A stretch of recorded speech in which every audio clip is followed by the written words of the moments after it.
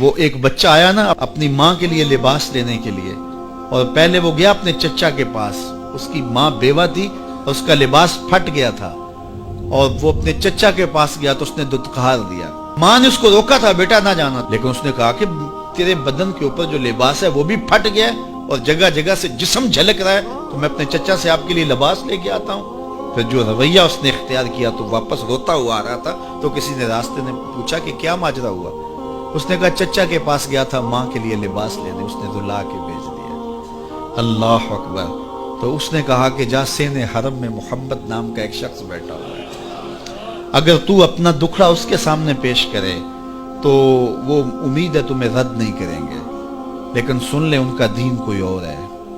اللہ اکبر۔ اپنے ماں کے پاس آیا تو ماں کو کہا کہ چچا نے تو لا کے بھیج دیا، لیکن آپ کی حالت مجھ سے دیکھی نہیں جا رہی۔ بچہ ابھی شعور کی منزلوں میں قدم رکھ رہا تھا، پہلے بہت چھوٹا تھا، اب اس کے اندر ایک جذبات تھے بچے کے اندر۔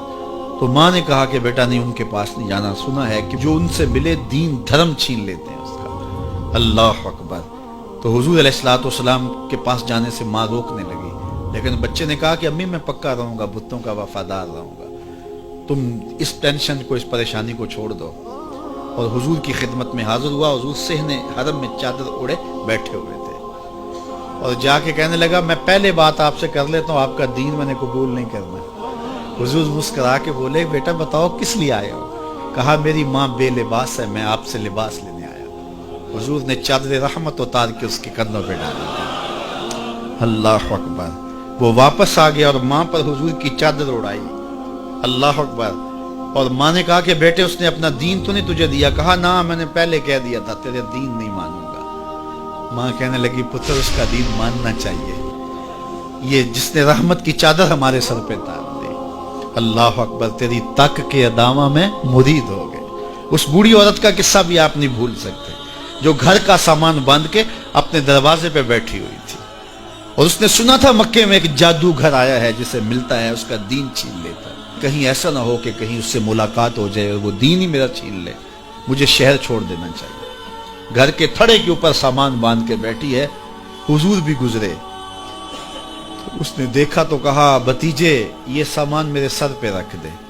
حضور نے سامان اٹھایا، دیکھا تو بوجھل تھا، وزنی تھا، اور بڑھیا کو دیکھا تو کمزور تھی۔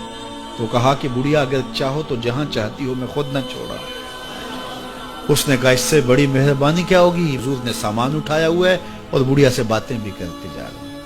تو بڑھیا کو کہا کیوں جا رہی ہے؟ اس نے کہا کہ سنا ہے یہاں ایک جادوگر ہے جو لوگوں کا دھرم لوٹ لیتا ہے، لوگوں کا دین لوٹ لیتا ہے۔ میں نے ساری زندگی بتوں سے وفا کی، میرے آباء و اجداد نے بتوں سے وفا کی ہے، میں چاہتی ہوں دین اجداد ہاتھ سے چھوٹ نہ جائے، آخر اس شہر میں رہتی ہوں کہیں مل نہ جائے۔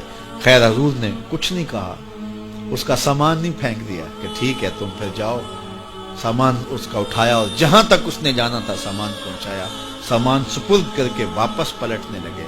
تو اس نے کہا بچے اپنا نام تو بتا دے، لوگ کہیں گے کہ مکہ چھوڑ آئی ہو تو بتاؤں گی ایک جادوگر کے دکھ سے چھوڑ آئی ہوں، تو وہ کتنا برا بھلا کہیں گے شہر مکہ کو کہ جس مکہ سے لوگ نقل مکانی کرنے پہ مجبور ہو گئے۔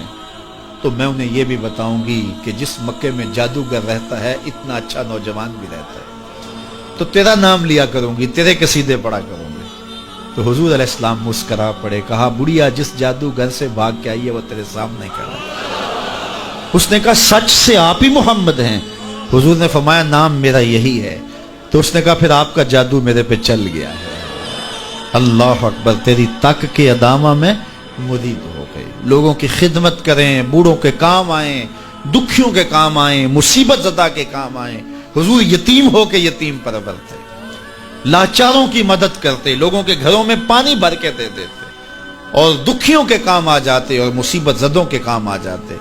تو حضور سے پیار کرنے والوں، امت میں آپس میں حسد نہ پھیلاؤ، بغض نہ کرو، نفرتوں کے پہاڑ کھڑے نہ کرو، ایک دوسرے سے پیار کرو، جڑو، امت وحدہ بنے، اور اپنے ماحول کو، اپنی معاشرت کو ایک خوبصورت معاشرت کا رنگ دو، اور اپنی زندگی کو حضور کے نام کر دو۔